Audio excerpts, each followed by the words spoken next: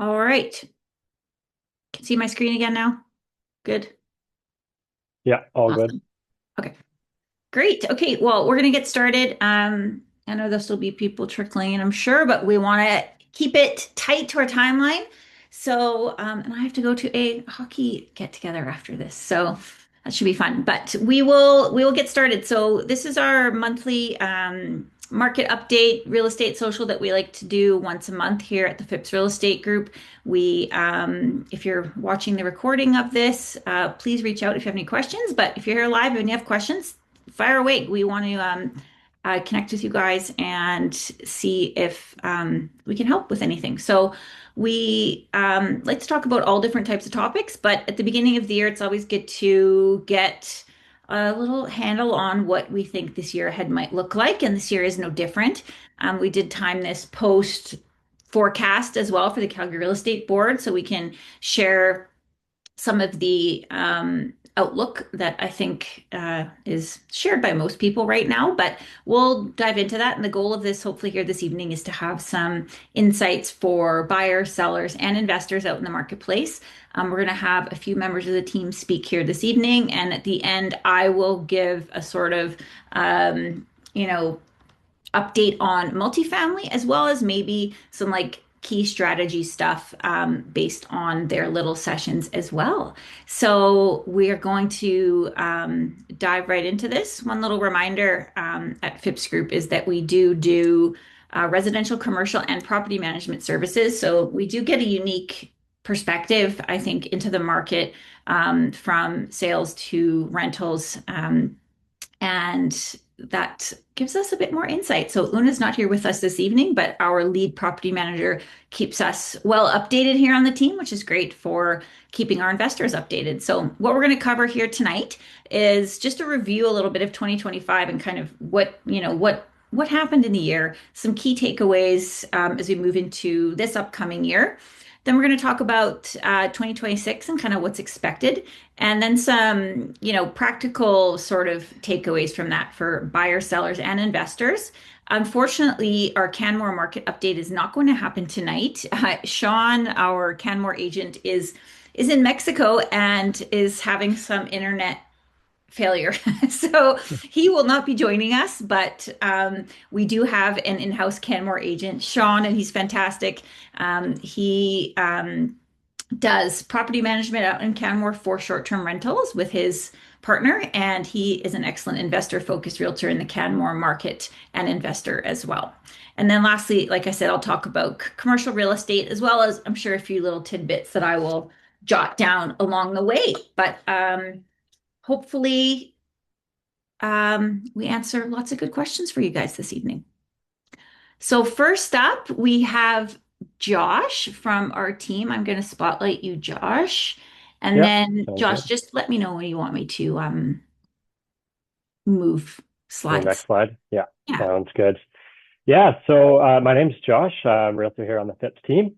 And I'm just going to be giving you guys a quick update and review of what 2025 was like so that we can kind of better understand going into 2026 and what to expect.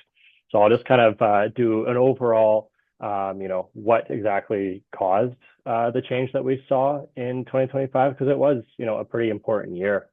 Um, you know, it definitely was a big transitional year from the typical, frenzy that we were getting used to, back to a little bit more balanced conditions. It gave people time to get in to properties, not have to rush in so quickly. And so, you know, uh, in a sense, it was a lot healthier of a market. It's not always fun to be in that frenzy stage, especially on the buyer side. So it gave people a little bit more breathing room, right? So let's move to the next slide there. Okay. So it can kind of be boiled down to three key points of why we did see a little bit of a pullback there. The first being there that our inventory did increase quite a bit, and that can be tied back to the housing starts, particularly in the apartments. We saw, a huge amount of housing starts be completed and come to market, and so there was just a lot more option, kind of in that little bit more of an entry level range. And so, that does trickle down into every property type there. So, it definitely gave people a lot more options, a lot more inventory was out there. So people could shop around and be a little bit more picky about it. Um, and then we also did see our migration slow down just a little bit there. And so, of course, there's going to be less people coming into the province. That's less buyers coming in, searching around. So that's going to slow things down a little bit. We still do have that migration there, but Heather will touch on that in a little bit. And then in the spring there was still a lot of uncertainty around the whole, tariff talk. We didn't really know what was going on. And I guess we kind of just got used to it and, absorbed that a little bit. But in the spring there, we did see a lot of still uncertainty. And, I think we all on our team here felt that from our clients of, a lot of people just wanted to kind of step back, see what was going to happen and, go from there. But in the spring, it is really our, kind of our kickstart for the summer. And I think that just kind of halted things a little bit for us. On the next one there, Natasha. Absolutely. Just to point out one thing too is Josh made a really good point about new construction. And one thing we do here in Alberta that I think a lot of other markets like it's a little bit more challenging is how quickly we can respond to the demand that we had from such a massive population surge. But that's a pro and a con because, we can overdo it pretty easily as well in Calgary and Edmonton. So it'll be interesting to see this year too how that kind of inventory absorbs into the market this year. Yeah, and we just especially saw a massive push with the apartments and row housing. And Yeah. so that will kind of tie into this Yeah. sector here where I'm kind of going over each kind of property type there. So with that said, we did see those pullbacks a little bit. But overall it really wasn't as bad as I think maybe a lot of people thought it was, particularly in the detached and the semi-detached sections. We actually saw an increase overall.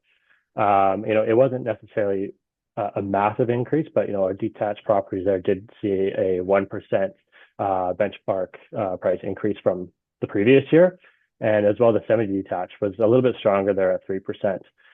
So I think it is really important to have the full picture of what was going on, and just because maybe we're saying that things are slowing down or pulling back a little bit, depending on the property type that you're going after, it might still be just as, strong, maybe not as much of a frenzy, but depending on the sector of the city that you're looking in as well, that's a huge factor. For example, the Northeast detached properties struggled a little bit. There was a lot of supply up there, and Yeah. that takes time to absorb as well. And so when you compare, let's say the Northeast, even the Southeast had a little bit more supply as well compared to the western part of the city.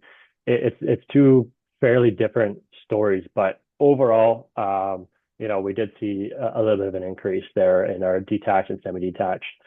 And then just switching over to the apartments and the row housing, like I was talking about before, sales did struggle quite a bit more there. We saw a 17% decrease in row housing in our overall sales, and then a 28% decrease in our apartment sales. So, that's where the biggest impact is right now.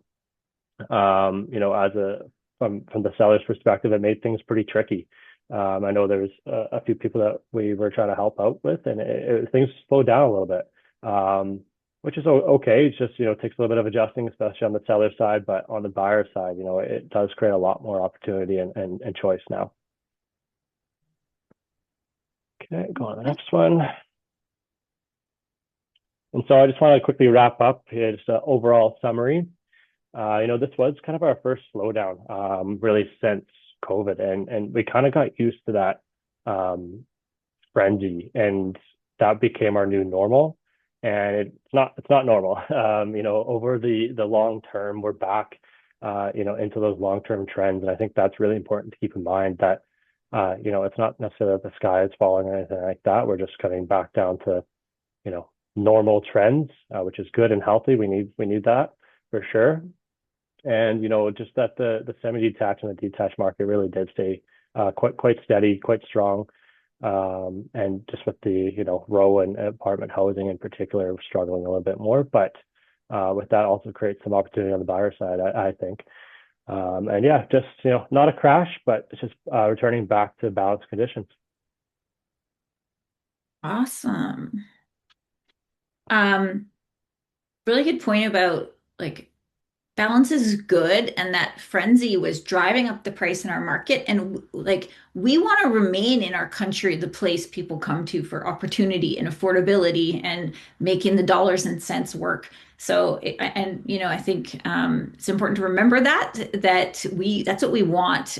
That is a healthy economy, right? We want affordable rentals, affordable Mm, homes that people can actually get into, and that's why so many Canadians were moving here.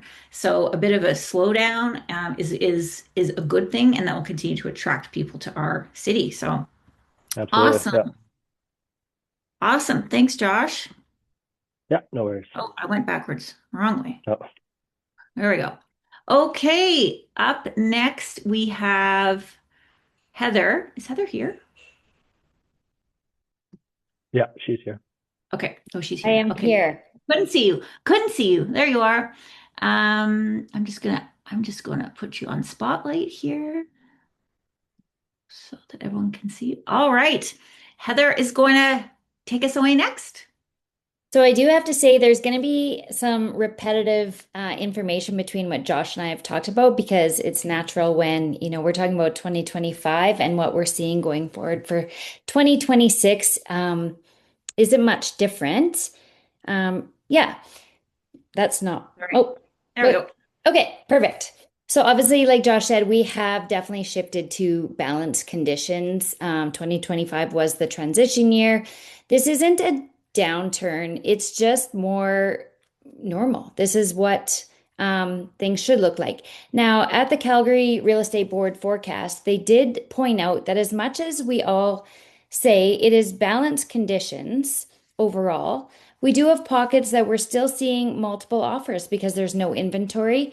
And then because Calgary is such a city that has so much land mass, it's more of the outer parts of Calgary that you're seeing the a lot of inventory on the market, just because they can just keep building new properties, new apartment buildings, new townhouses, everything like that. So it's not really a crash. This is more of just a correction. Next one, sorry. Yeah. There we go. So, what changed? Why did we see this and why will we see this going forward? Basically, supply has finally arrived. A few years ago, right, it was a seller's market, there was no inventory, everybody started building, but now we're seeing that come onto the market. And we still do see, we were told there's still another 26,000 units that are still under construction that are still waiting to hit the market. Now, that is mostly in your apartment, condo, sector, and a lot of that's actually in the rental sector. But what that does is that allows people that are renting to not feel the pressure and the push to then buy. Their rents aren't going so high that they might as well get into a condo per se. So it's really going to be we really just need to get through all this inventory that's on the market in the condo and the kind of townhouse style, as well as, like I said, there's another 26,000 units that are still under construction to come on. Okay. So the demand in 2026, it is slowing back to normal, but employment remains stable, and this is something that's very important. If employment was going down and there was a lot of inventory, that would be something to be concerned of. But actually, I wrote down a quote, and I have to actually read it so I don't get it wrong. But at the CREB forecast, they said Alberta is outpacing Canada's population growth, and Calgary is outpacing Alberta's population growth. So, out of all of the provinces, Alberta is still quite strong. And we're still expected to grow by about 1.4% for 2026. Now, interest rates are expected to kind of remain where they are. We're not expecting any more drops, but we don't know that there'll be any more increases either. Next slide. So I think Josh touched on this as well. The supply is mostly concentrated in your apartment style units, in your townhouse style units. Rental and ownership rates are both rising together. So, like I said before, it's not pushing renters to need to move out of this space. Maybe they were renting townhouses, they were for a while starting to be pushed high enough in the rents that they were trying to buy into the condo market, and we're not seeing that right now. So it's just going to take time to get all of the inventory on the market absorbed. Next slide, Natasha. Okay, so impact on prices, and this is once again segmentation matters. So in the semi-detached and detached, that's not the areas that we're seeing the massive surge in all this new inventory. So those are remaining steady, they're remaining strong. Specifically, certain areas may have more, like I had mentioned before, in the perimeter of Calgary, you will be seeing some more new construction in this. But for the most part, it is in the apartment and row homes that we're still going to see in the next year or so until the inventory is absorbed, as I mentioned before. And next slide. Did you mention the headlines? Oh, yes. The headlines, citywide headlines, doom and gloom that are all misleading, right? Yeah. Yes. But I think we know that about all news headlines right now Yeah. in all of Canada. Don't believe everything in the doom and gloom world. Uh, just what I said in general about Calgary is still outpacing all of Alberta, and Alberta's outpacing all of Canada. So I would say that we're still pretty strong.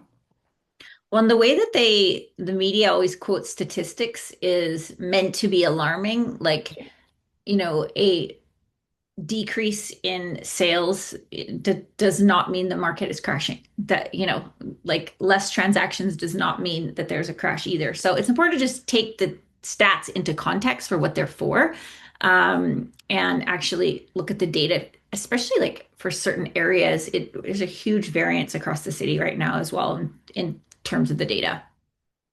Hmm. So, as far as what we're seeing, so risks and opportunities. So, on the upside, energy confidence, regulatory shifts. One of the things that they also mentioned last week at the forecast was um, we've been doing a lot more in the hydrogen, in the biofuels, in the petrochemicals. We've actually beat Prince Edward Island now. Alberta is actually the largest potato growing province. It used to be PEI, and it's now us because of some new manufacturing plants. So I found that interesting. Lithium in Alberta, obviously, with batteries, and they were even discussing there's this new opportunity that we might see where the brine from oil and gas wells, there's a method to pull out the liquid from the brine, and potentially there will be more commercial businesses with this as far as the lithium. And I think it was towards electrification, if I'm correct. Hmm. I wrote notes on it, but yeah, so to me, it sounded really good. Overall, Alberta's supposed to be 2.1 growth 2026, 2.4 growth in 2027. Now, the downside is everything that's going on in the world. I just think with the trade uncertainty and the global risk, people are kind of pausing. People are waiting to see what else is coming. And the economic benefits will likely just take a little bit longer.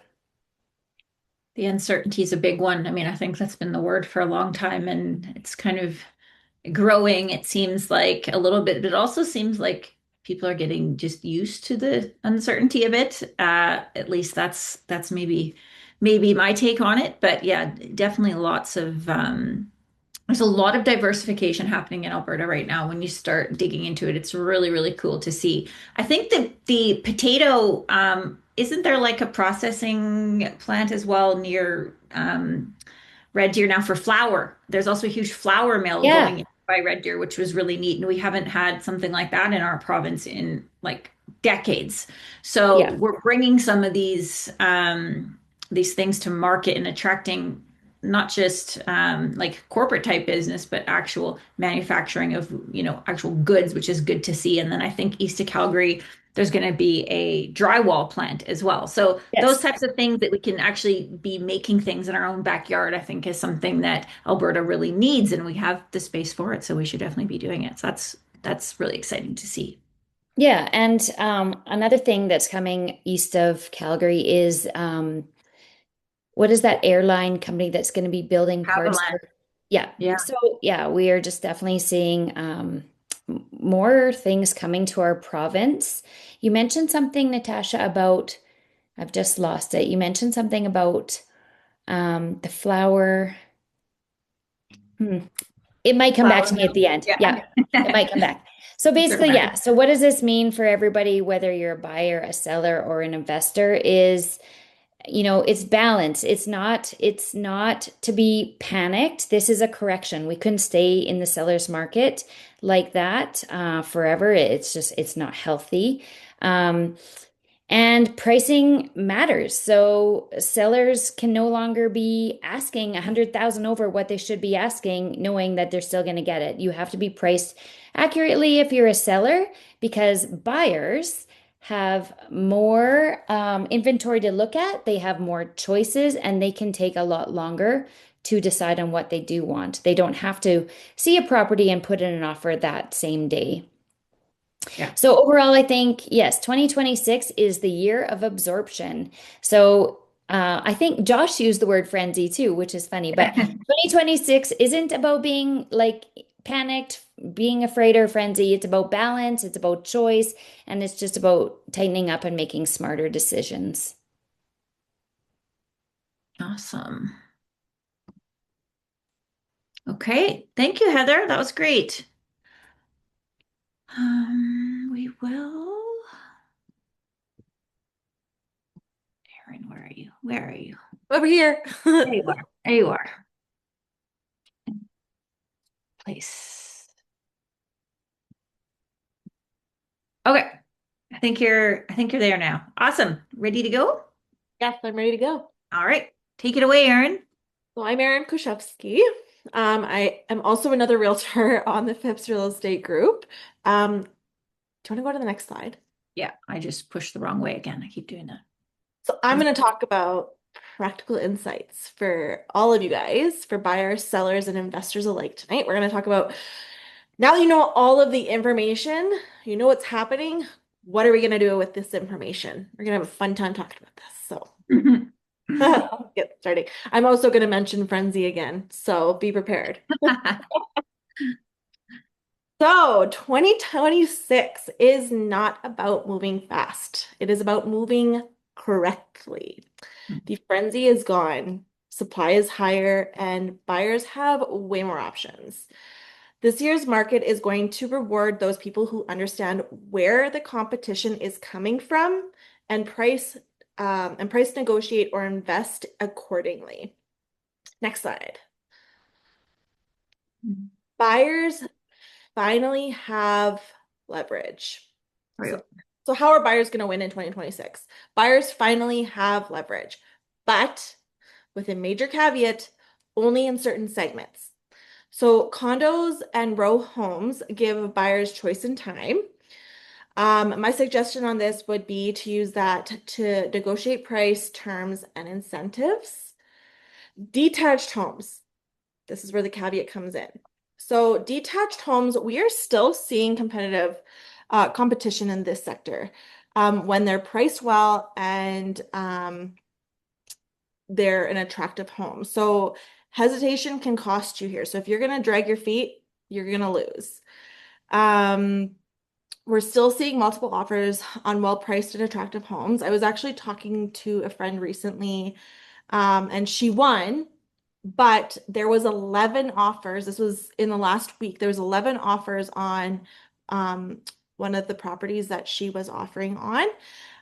So again, see, like certain properties are still entering and exiting the market fast.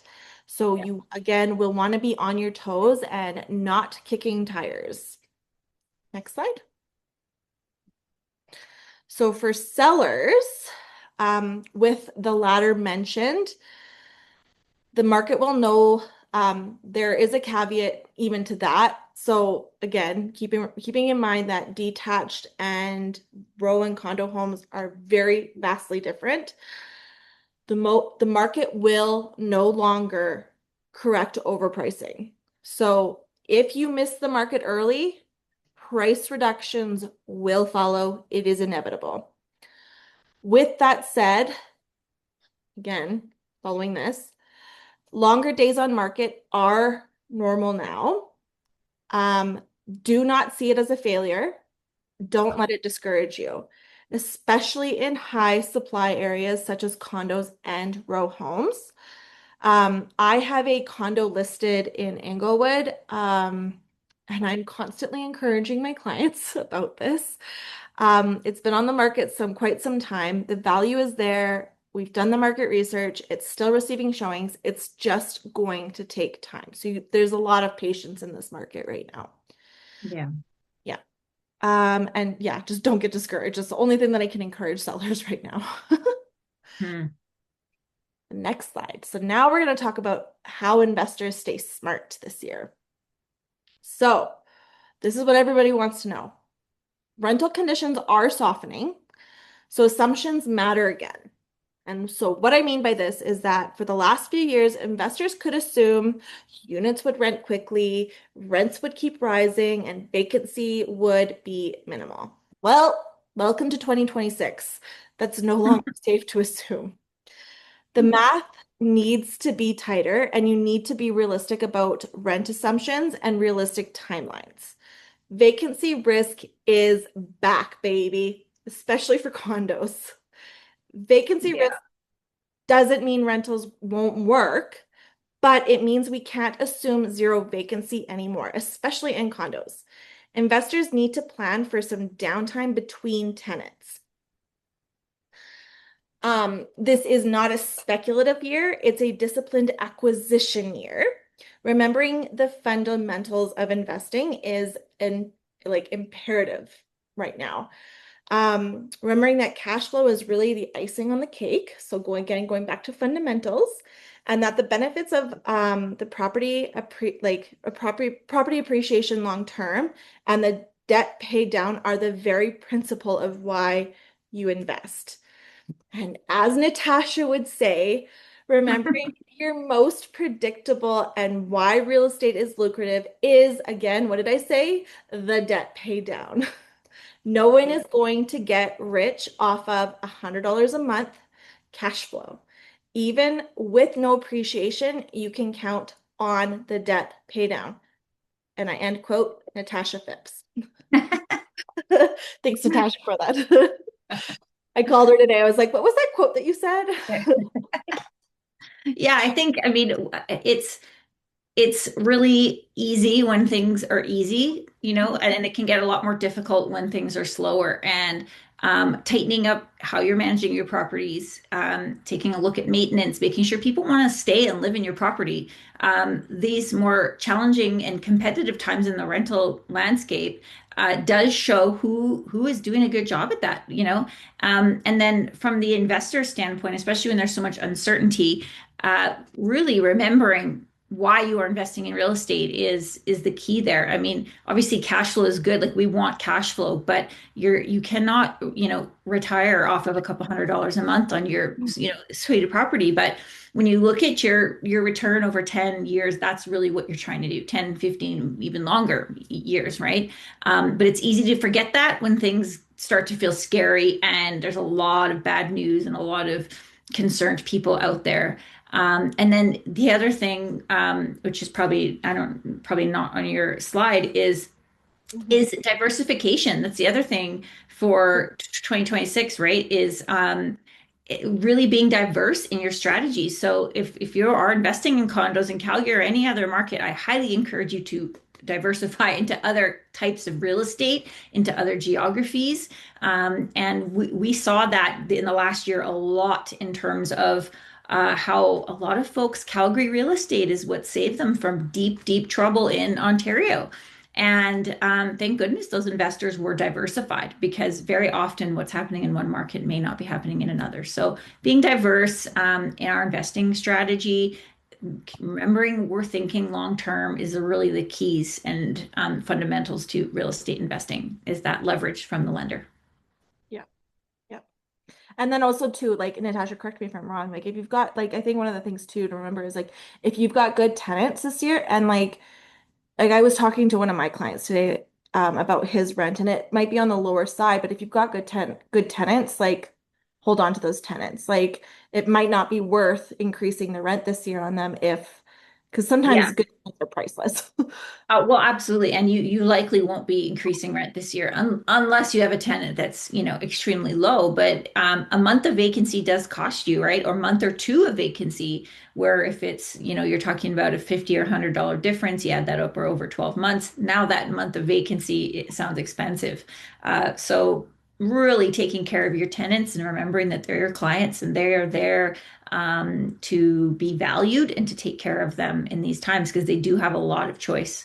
And the first thing I hear tenants complaining about is maintenance, deferred maintenance, and not taking care of your properties, leaky faucets, toilets that don't work properly, cold windows, like all of these things that will, make someone move. Like if they can be more comfortable and pay a little bit less rent right now, that is enough reason for someone to move.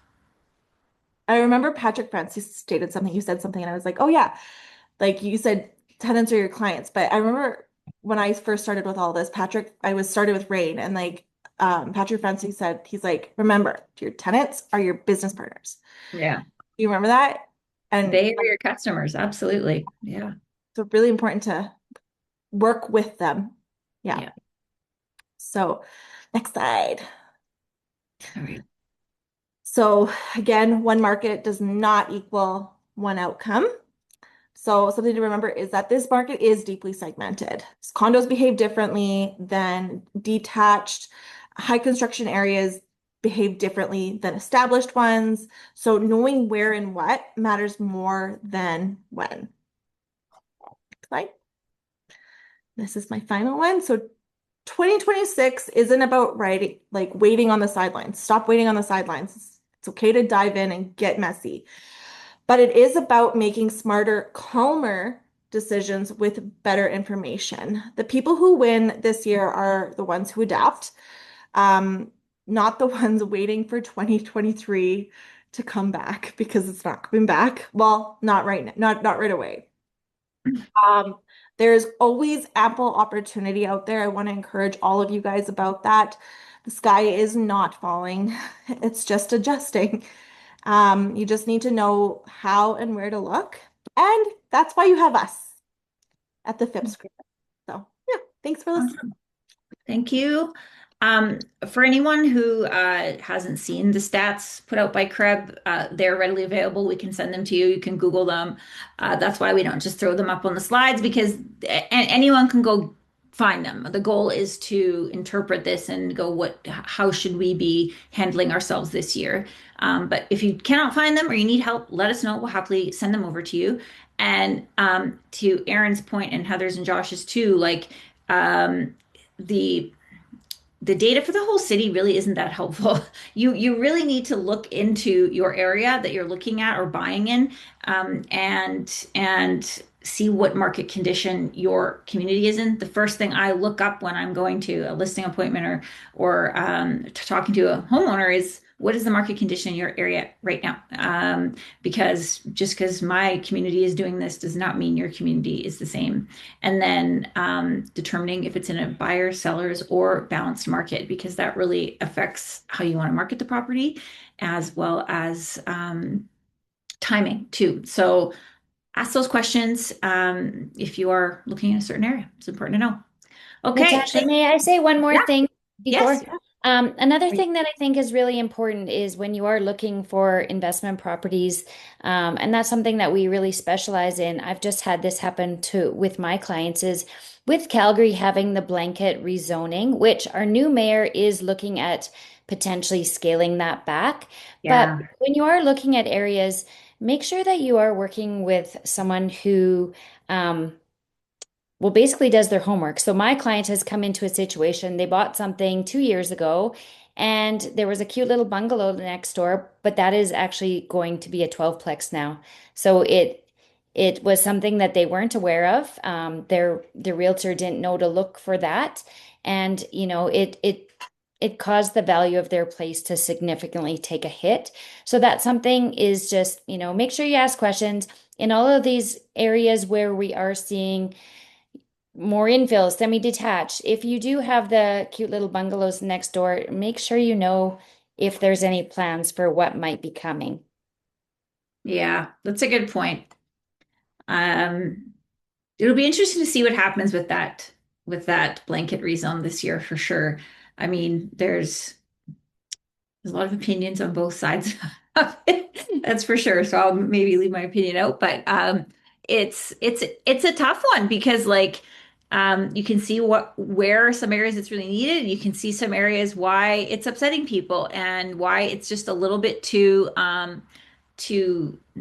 general, like the parking requirements as well. I don't know if we've given enough thought to parking and vehicles, and most Calgarians have vehicles, so we're not very much a driving city. But yeah, we'll be certainly watching out for that.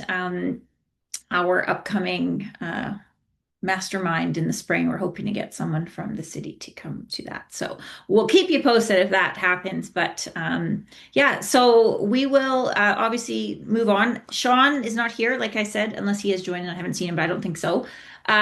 He is down in Cabo right now and has no internet, so he won't be joining us this evening. But if you need anything in Canmore, Sean's your guy on the management side of short-term rentals, on the sales of long and short-term rentals, or a home in Canmore. He knows this market inside out and backwards. So please reach out if you want to be connected with Sean. All right. Well, okay, you guys were a little quicker than I was anticipating, but also Sean's not here, so you're probably right on time. I have a few things I'm gonna just add on the fly to what the team said. I think in thinking about strategy, that's something that I always love to talk about. So I'm going to talk about each of the little sectors individually quickly. For condominiums, condos are the most difficult part of any market. This isn't unique to Calgary, it's everywhere. And it's just because they're so volatile because of the sheer number that can adjust so quickly. So, the amount of condos that can come online, Calgary is obviously even quicker to respond because we have less red tape. So does Edmonton. Like developments get pushed through here very quick. I think I've heard people complain it's like 2 years is a long time. It's like, it's not. It's very fast, and you can get permits approved in a matter of months.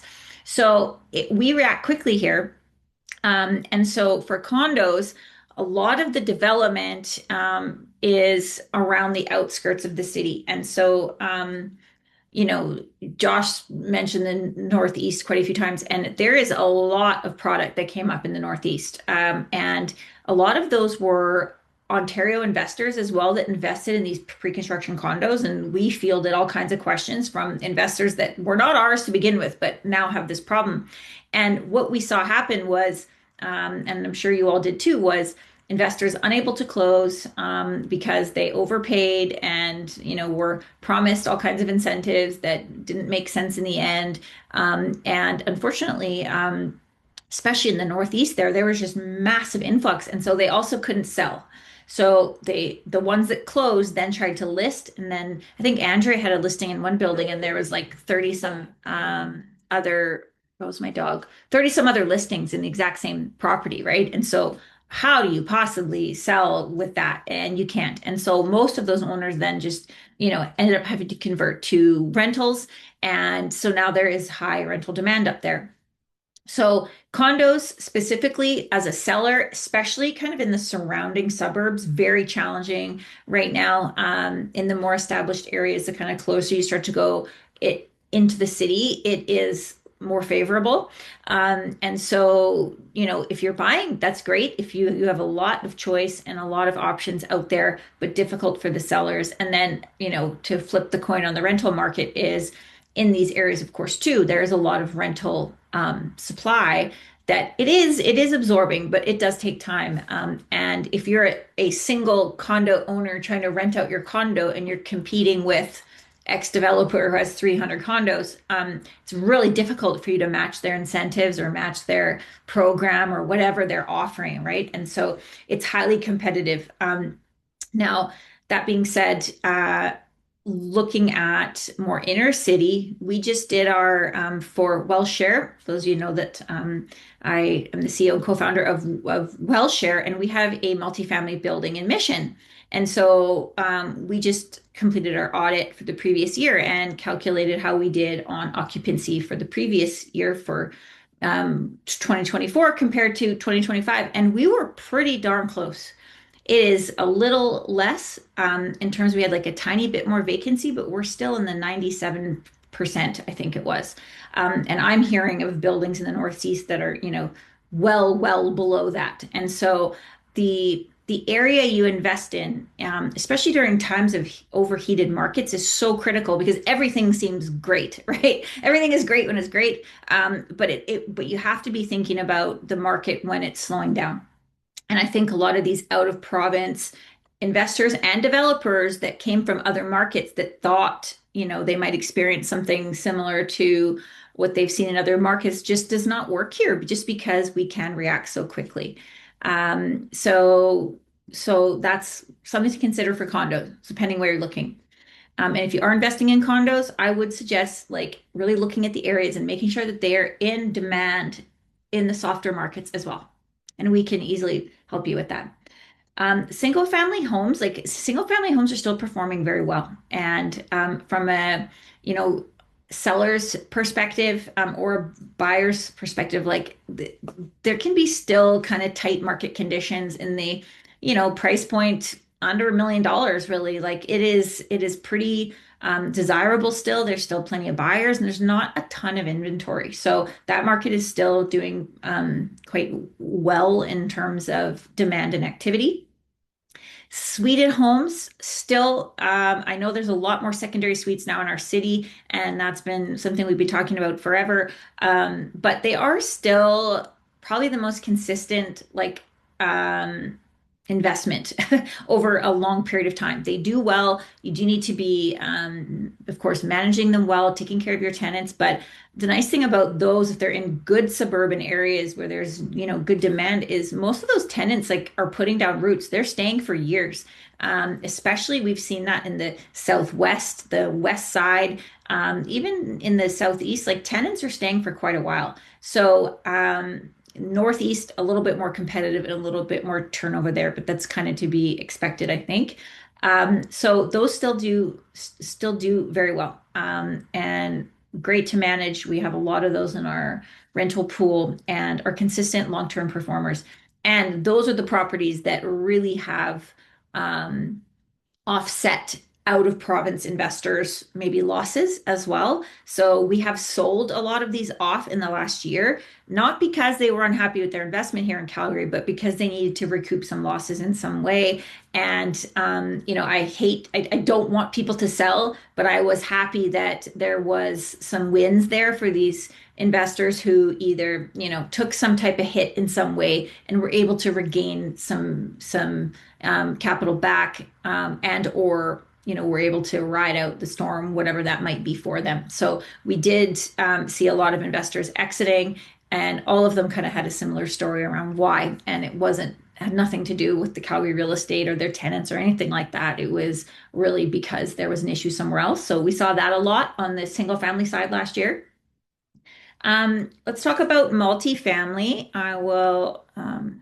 I didn't do nearly as much slides as the gang did because they're more organized than me.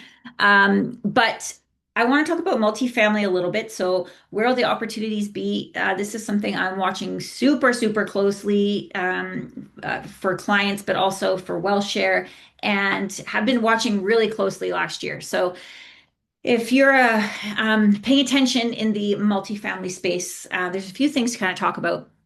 So supply. As we just talked about, there's been lots of construction. This isn't just Calgary. We're talking about Edmonton, as well. And we've seen a lot of external developers coming to our markets too. And there's some things that no matter the price point, I wouldn't want to pick up because we saw development and supply that is not Calgary. It just feels like it's meant to be in another city. There's projects that have no parking at all, zero parking whatsoever in Calgary, and that's the type of supply that is a little concerning for me. I would not want to be managing it. I would not be investing in those projects, but they're certainly happening, and so is there, a shift in our market a little bit with tenants that people are walking and biking more and using, yes, but do I feel that's worth the risk? No. I think you have to be thinking about what your building will do in the slow times.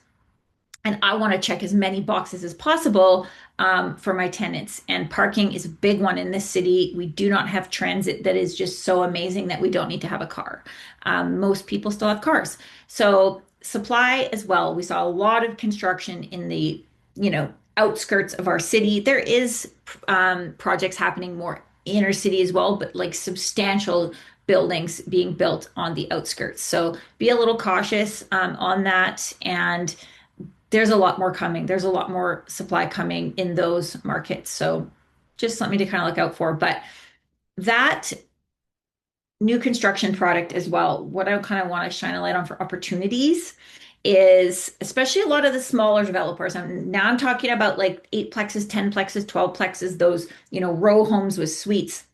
And if you've been paying attention on the Facebook groups, you have seen posts for people looking for guarantors. They maybe, did not have a backup plan for CMHC's policy changes, or something has shifted in their financial picture that for some reason they're looking for guarantors. And I mean, I've seen probably 30 of those posts in the last few months. And, if there's that many, there's probably way more. But what that does signal to me as an investor is there's opportunity because there's problems that need to be solved.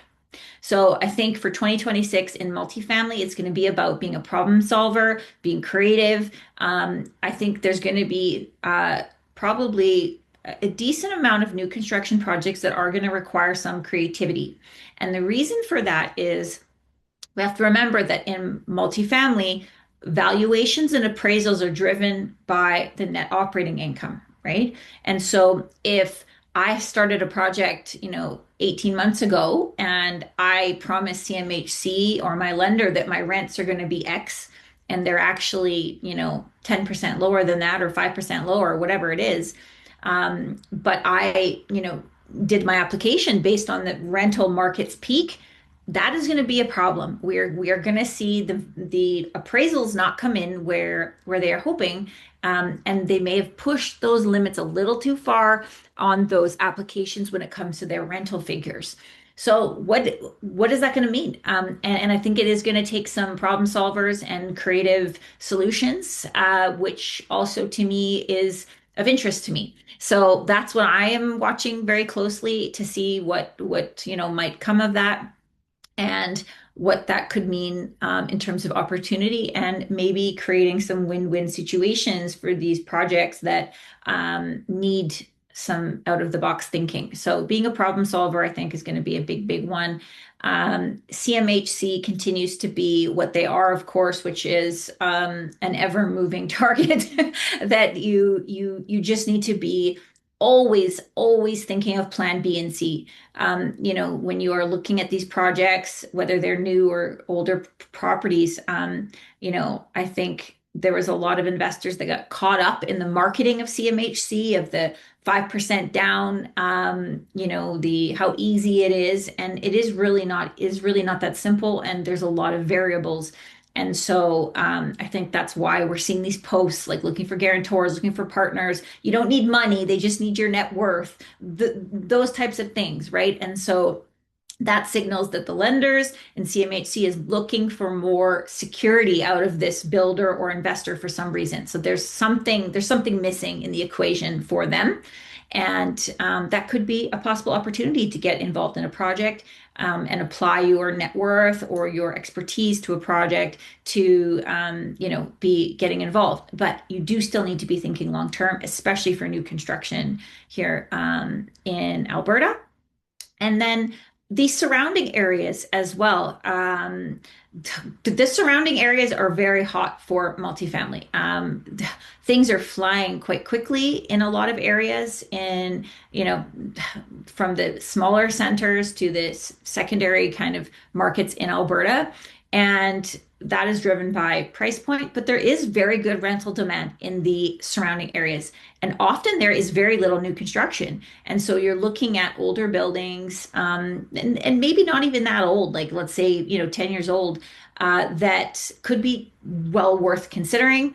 And the numbers make sense, and the rental demand is very high, and you're not competing with, the 300 unit building that just got put up across the street. So, not that there's many of those in Calgary, but you kind of get what I'm saying. So, a lot of investors are looking at those kind of secondary markets, especially with what Heather was talking about, where there is economic factors in certain parts of our province, but not a lot of housing to solve those demands. So Strathmore is a great example of that. East of Calgary, with the airport manufacturing uh, facility that's going in. They're building a runway. They're building like a little town for this company that is going to be building airplanes and parts east of Calgary. And then just south of there is this drywall manufacturing plant that is going to be going in. And so Strathmore has very little new development. And so I'm sure there will be more new development coming. I know of like one project, but that is a good market to consider. And on the multifamily side of things, um, looking at properties that need a bit of love and care and expertise and business sense applied to it is really interesting. So in the last few weeks, we've had a few clients where we've been doing the numbers on, um, you know, buying a property. We're going to improve the rents because it's been, I don't want to use the word mismanaged, but like loosely managed for however many years. And there's definitely money being left on the table. So having that vision in the multifamily space is really important right now. And what I will say too is for those types of deals, how we operate is I don't even think we should be writing offers until we do our underwriting and analysis with a mortgage broker of what our plan is. So I want to see the numbers for you. I want to know how is this property going to look in the long run for us. So how we do that is we work with our mortgage broker team and make a plan for this property, and then we can really see what the full vision is. And I can promise you there is a lot of potential in this province for buildings that need to be sort of um, you know, a little bit better cared for and a little bit better managed, especially in these secondary markets. There's good money there.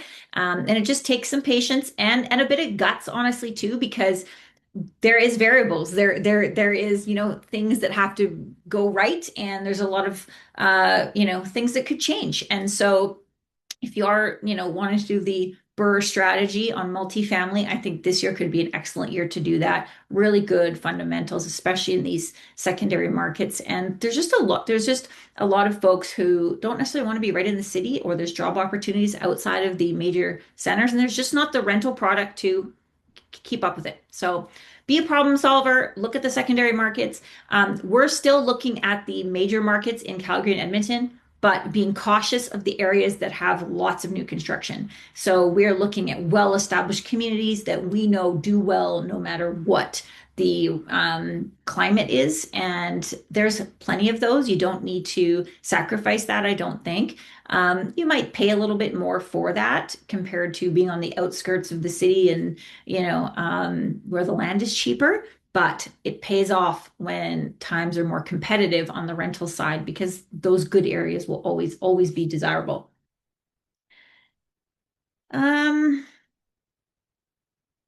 I think, yeah, I had that written down. I think that was kind of it for multifamily. I did do in December a full hour on multifamily. I think I even did more of an hour. If you weren't there and you want to listen to that, it is on our YouTube channel, like Calgary Real Estate Investing, and I even showed numbers, and we went into a case study and dove into CMHC, and I had all kinds of thoughts and opinions there too. So if you want to go watch that, I highly recommend it because tonight was just a little snapshot on the multifamily space. But I think that is it for today. Was there any questions?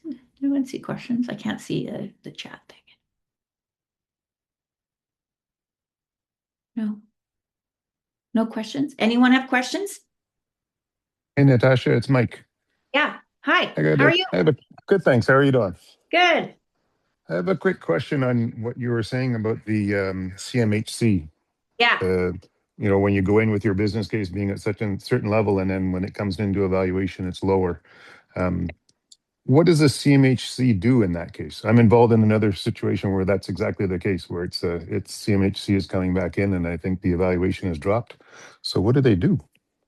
Well, the short answer is if you do not meet the covenants set out, so in your certificate of insurance, so if I went to CMHC and said, this is what I want to do, here's my projected rent roll, here is all the things I'm going to meet. And that also includes interest rate, by the way, in the bond market. So, but the reality is if you are not meeting the terms that is set out in your certificate of insurance, they will not fund. They will not insure. So what that can mean is you might need to find alternative lending, which then leads to needing more money down. So if you can't close because you cannot meet your terms that you agreed to with CMHC or with your lender, then you're going to be scrambling to find a new lender or a new lending route or a new lending option. And that is where there's going to be interesting things happen because most folks were looking at these projects wanting to put as least money down as possible. So they were going to go in and try to, put 5, 10, 15% down. And if their first choice route, which was a CMHC insured MLI Select program, does not work in the end, then likely you're going to end up having to either not close, which is a whole problem in itself, or number two, find a secondary route of lending, which likely will mean you need to put probably 20 or 25% down. And that's where I think there could be an opportunity for people buying this year on the acquisition side that can move quickly, that will be able to be a problem solver and kind of come in on these deals. So, if you're involved in one of these deals, I cannot stress enough to have a plan B. And so I always recommend actually if you're involved in a project and your plan is to go CMHC and your A lender and this is what we want, that is awesome and that is our hope, but it might not also work. I have been involved in deals where we had the certificate of insurance, we had signed the paperwork with a major bank in Canada, and they still pulled the file because they didn't like that the bond rate went above the certificate of insurance ceiling rate and they wouldn't let us buy us down. They wouldn't let the client buy it down. And so everything just got terminated. And that was like a month before closing. So it's a lot more risky in terms of CMHC on the multifamily side is the only insurer. So what they say goes, and then the lenders can they also have their own policies. So there's a lot of policies between those two buckets that could or terms that you might not meet, and that is the reality of it, and why B lenders and these C lenders are so needed in the commercial spaces because things unfortunately do change and not go as we originally hoped. So you really only get one chance with CMHC. Like Well, if yeah, I you're mean, and you like you can can't go again. reapply. Okay. You can reapply, but then you start at the back of the line. And so the issue Yeah. is, as you probably know, it takes like, at least 60 days, 90 days to get Yeah. Yeah. your COI, and then you got to go find a lender. And the problem is your builder or whoever you're supposed to be closing on going to give you that time? Maybe, but likely not. Or now there's a lawsuit or there's issues, right? So always having a plan B to close because it does happen and it's a costly sort of mistake, when you didn't know because you couldn't predict obviously what's coming, but that's very possible. Thank you. Yeah, you're welcome. Any other questions? Oh, there was a question. Any insight on the proposed data center near Olds? No, just that I had heard it was, proposed, but I haven't heard it's going through. But Olds is a great example of an area that does not have a lot of new housing, high demand. Even without the data center, it's like there is a lot of rental demand there. So that's a really good example. There's a college there. Any of these smaller centers with like a college and hospital and things that attract people to want to stay. Also, our aging population is another part of our sector that in secondary markets, especially like the smaller towns, that our seniors are being forced to move into major cities potentially, but there's not a lot for them here either. So that's the other thing that's really needed in these secondary markets is seniors housing, housing that will be more appropriate for them, and of course care homes, but even just like more appropriate housing period that's affordable in these secondary markets too.